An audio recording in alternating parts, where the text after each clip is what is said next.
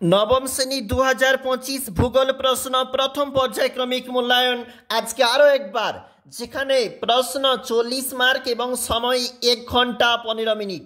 দেখো প্রশ্ন কি রয়েছে। সঠিক উত্তর নির্বাচন 1 × 7। পৃথিবীকে জলে ভাসমান চাকতি বলেন থালেস। সৌরজগতের সবচেয়ে ভারী গ্রহ বৃহস্পতি। 1610 সালে লেখা সিডেরিউস গ্রন্থটি রচয়িতা গ্যালিলিও।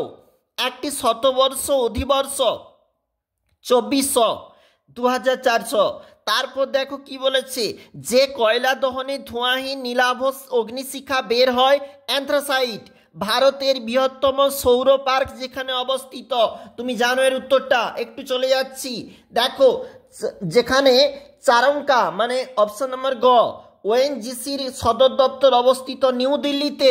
শুদ্ধ অশুদ্ধ নির্বাচন করতে একটু বলেছে, দেখে নাও কি বলেছে। বুধ একটি পার্থিব গ্রহ, অশুদ্ধ। পৃথিবীর নিরক্ষীয় পরিধি 12,757 কিলোমিটার, অশুদ্ধ। 1973 সালে জিপিএস ব্যবস্থা চালু হয়, শুদ্ধ।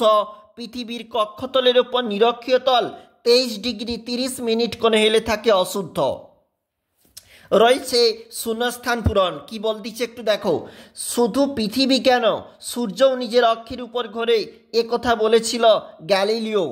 পৃথিবীর সব জায়গায় বিশুদ্ধ হয় বছরে 2 দিন।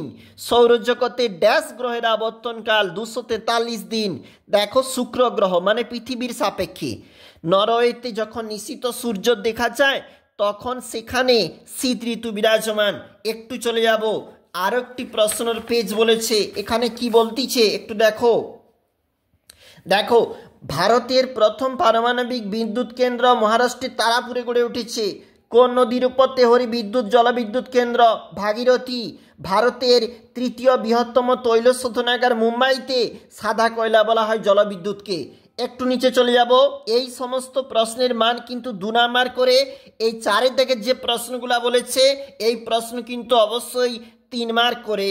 একটু চলে যাব, এরপরের যে পেজটা রয়েছে সেখানে কিন্তু 5 মার্কের প্রশ্ন রয়েছে। রয়েছে ভারতের রেখামান চিত্রে নাম প্রতীক সহ উল্লেখ।